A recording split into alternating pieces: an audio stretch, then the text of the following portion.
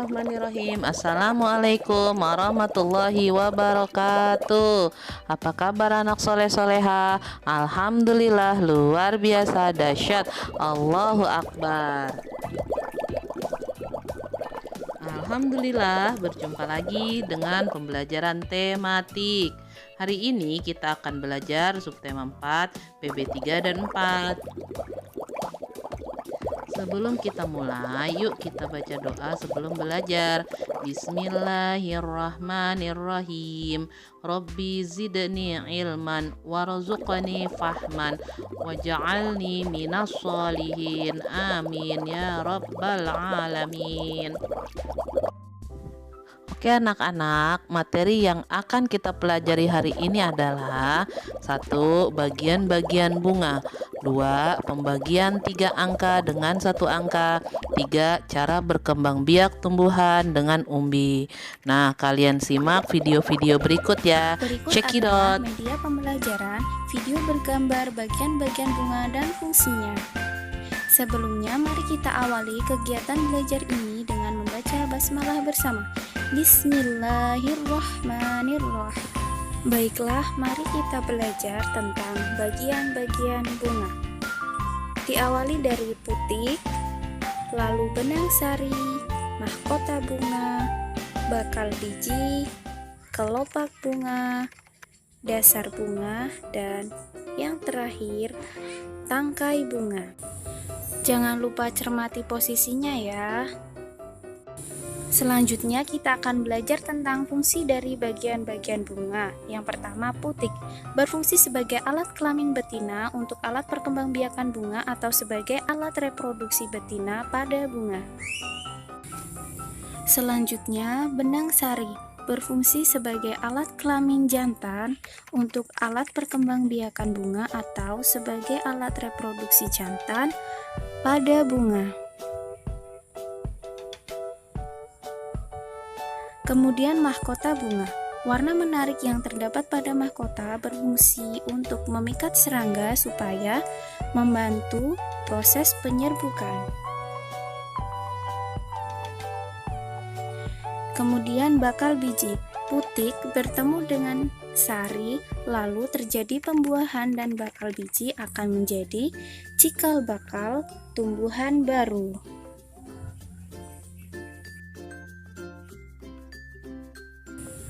Selanjutnya, kelopak bunga berfungsi untuk melindungi bagian-bagian bunga lainnya sebelum kuncup itu mekar.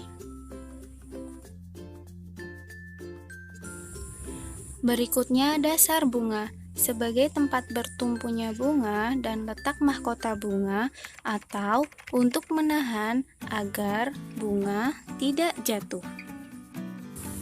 Berikutnya, tangkai bunga untuk menopang bunga agar tetap berdiri dan membantu keseimbangannya dan ketika terhembus angin agar tidak mudah patah. Contoh Pembagian 3 angka dengan 1 angka. 447 dibagi 3. Nah, ingat karena dibagi 3 jadi kita fokus ke perkalian 3 ya. Kita fokus ke perkalian 3, diingat-ingat.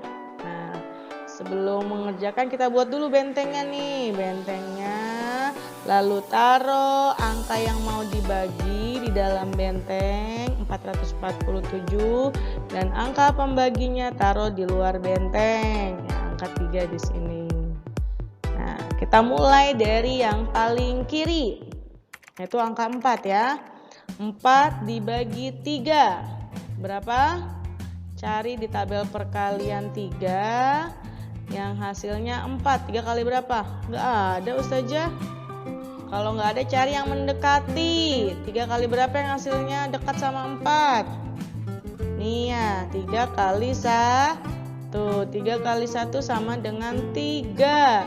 Sehingga 4 dibagi 3 sama dengan 1. Ya, tuh ya. Lalu setelah dibagi kita kalikan 1 kali 3 atau 3 kali 1 sama dengan 3. Tulis di mana? Tulisnya di bawah 4 4. Setelah dikali lalu kita kurangkan. Nah, seperti ini. Kurangkan angka 4 dengan 3. Berapa 4 dikurang 3? Betul, 1. Lalu 1 dibagi 3. Tidak bisa. 1 dibagi 3 tidak bisa, sehingga turunkan angka 4 yang di atas, yang di dalam benteng sini, turunkan angka 4 yang kedua. Turun. Nah, jadi 14. 14 dibagi 3 sama dengan, cari di tabel. Ustazah nggak ada nih perkalian 3 yang hasilnya 14. Cari yang mendekati. Oh, yang mendekati ini. 3 dikali 4 sama dengan 12. Sehingga 14 dibagi 3 dapat 4. Kita tulis di atasnya. Nah, seperti itu. Kita kalikan lagi nih. 3 dikali 4 sama dengan 12. Tulis sejajar di bawah 14. Kita kurangkan. Setelah dikurangkan, 4 dikurang 2 berapa? 0. Bukan. Hasilnya 2. Waduh. Kalau belum sampai 0 belum boleh selesai ya.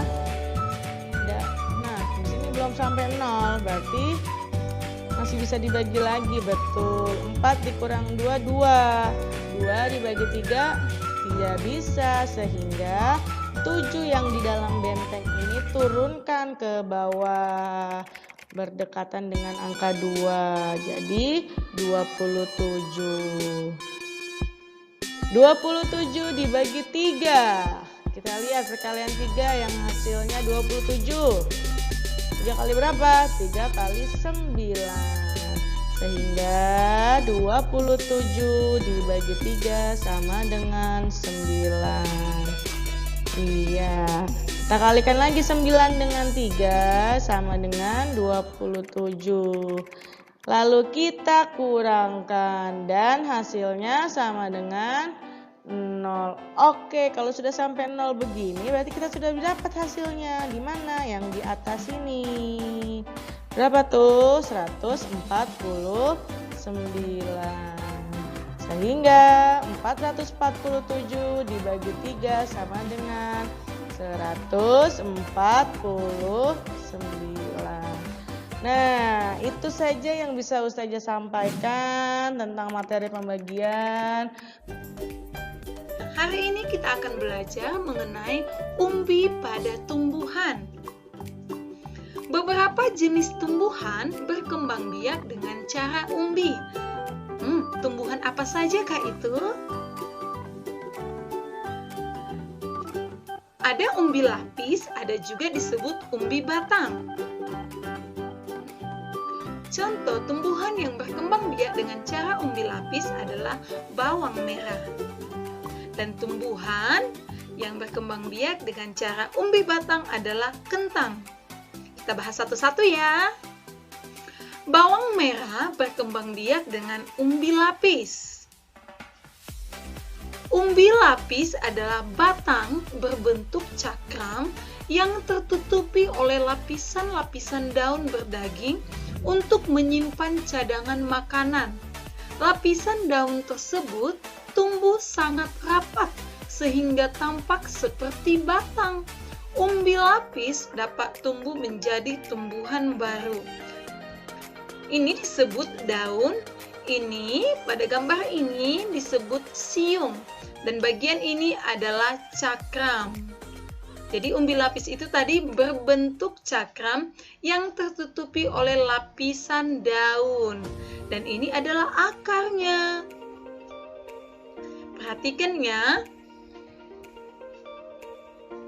Nah, pada gambar ini kamu perhatikan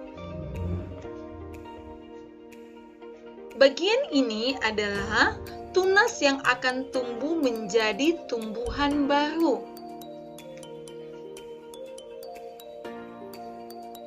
Coba perhatikan pada gambar. Ini adalah proses pertumbuhan pada bawang merah. Umbi lapis pada bawang merah. Pertumbuhan umbi lapis dimulai dengan tumbuhnya siung pada tunas ketiak yang paling luar. Nah, tumbuhnya siung pada tunas ketiak yang paling luar. Nah, setelah itu, pada awal pertumbuhannya, siung mengambil makanan dari induknya. Jika siung itu telah berdaun dan berakar, seperti ini ya, sudah berdaun dan berakar, siung itu dapat membuat makanannya sendiri dengan fotosintesis. Contoh tumbuhan yang berkembang biak dengan umbi lapis adalah bawang merah yang kita pelajari sekarang, bawang putih, tulip, dan bakung. Itu adalah contoh tumbuhan yang berkembang biak dengan umbi lapis.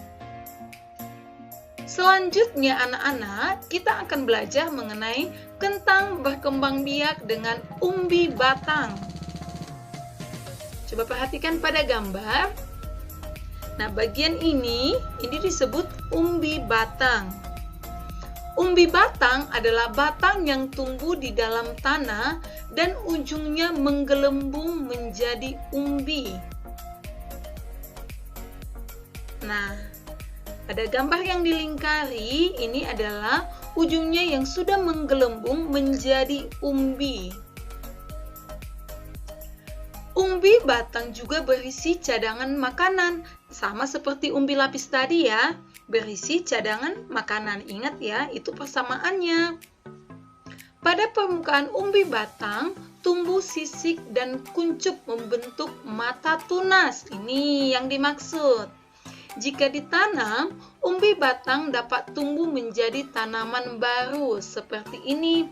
Apabila ditanam kentang yang sudah mempunyai umbinya seperti ini, maka dia akan menjadi tanaman baru. Tunas yang akan tumbuh menjadi tumbuhan baru. Iya, sudah dijelaskan ya. Nah, contoh tumbuhan yang berkembang biak dengan menggunakan umbi batang yaitu kentang dan ubi jalar. Alhamdulillah, kalian telah selesai menyimak video. Sekarang silahkan kalian kerjakan halaman 204, tabel perkembang biakan umbi dari nomor 1 sampai 10. Foto kirim ke Google Classroom. Kita akhiri dengan membaca doa kafaratul majelis. Subhanakallahumma wa bihamdika asyhadu an la ilaha illa anta astaghfiruka wa atubu ilaik. Assalamualaikum warahmatullahi wabarakatuh.